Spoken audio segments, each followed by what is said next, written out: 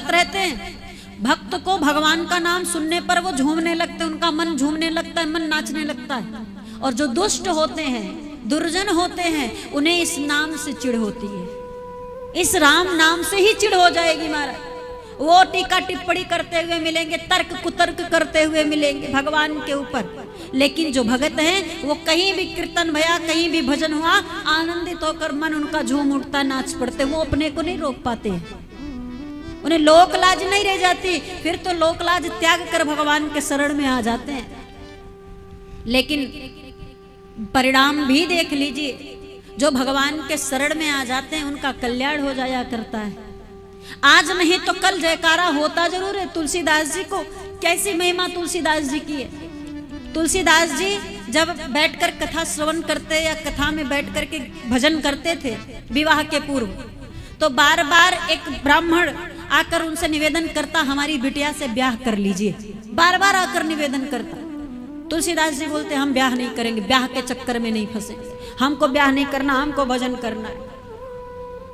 अब नित्य प्रति वो विप्र आता और बार बार निवेदन करता कि भाई ब्याह कर लीजिए, हमारी बेटी सुयोग्य है, ब्राह्मण कन्या है। लेकिन कुछ नहीं सुनते थे, नहीं ब्याह करते थे। एक दिन कथा में साक्षात भूत भावन भोलेनाथ आ गए और वो आकर के तुलसीदास जी से बोले, ब्याह क्यों नहीं कर लेते, वो कन्या सुयोग्य है, आपके योग्य है, आप विवाह कर लो। तुलसीदास जी बोले, सरकार हम राम राम करना चाहते हैं जीवन भर, हम ब्याह नहीं करना चाहते, इस ब्याह के जंजाल में नहीं फंसना चाहते, इस संसार से मुक्त होना चाहते हैं। बोले, राम राम क्यों करना चाहते हो? बोले, राम को पाना है इसलिए राम राम करना चाहता हूँ, भगवान के शरण में जाना इसलिए राम राम करना चाहता हूँ, मुझे राम चाहिए।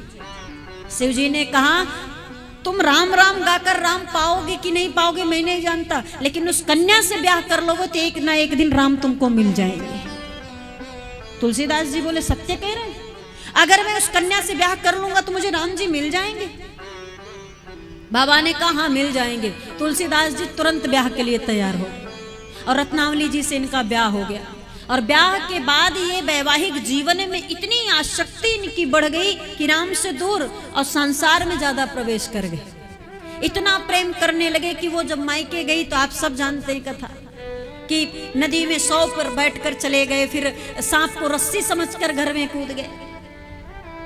इतनी आसक्ति बढ़ गई तो पत्नी ने भी झिझकार कर कह दिया, रत्नावली जी ने भी कह दिया, इस हाड़ मांस के शरीर से जितना प्रेम करते हैं उतना उस निराकार परमात्मा से करते तो शायद भगवान मिल जाते। बस यही बात तुलसीदास जी को लग गई। यही बात तुलसीदास जी अपने मन में बिठाए और वहीं छोड़े सब कुछ और निकल गए श्रीधाम अयोध्या जी। चले आए अयोध्या अपने राम के लिए और फिर वहां पर बैठ करके इस रामचरितमानस की सुंदर लेखन आरंभ किए और सुंदर लेखन किए। और इसी मानस को गाते गाते काशी में, फिर कभी चित्रकूट में, अलग अलग जगहों पर गा गा करके भगवान के इस सुंदर अमृतमय कथा का रसास्वादन भक्तों को कराते कराते एक दिन स्वयं हनुमान जी राम जी को लाकर मिला दिए महाराज।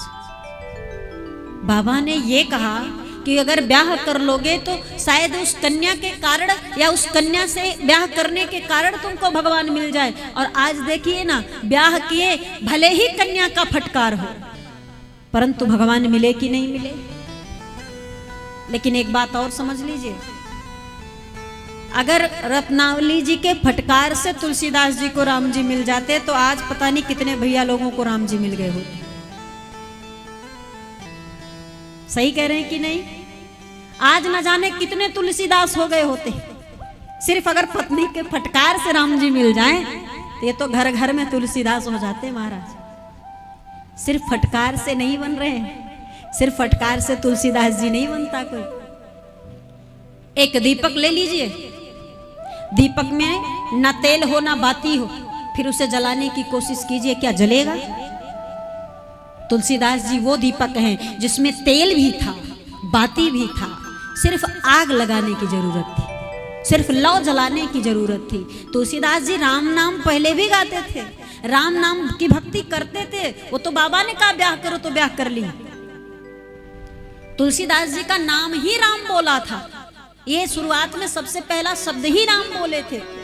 तो तेल भी है इस दीपक में, बातें भी था, बस पत्नी ने आग लगा दी महाराज। और वो आग लगी तो तुलसीदास जी आज इस संसार में तुलसीदास सिर्फ तुलसीदास नहीं रह गए। तुलसी तुलसी सब कहे, तुलसी बन की घास, भई कृपा रघुनाथ की, हो गए तुलसीदास।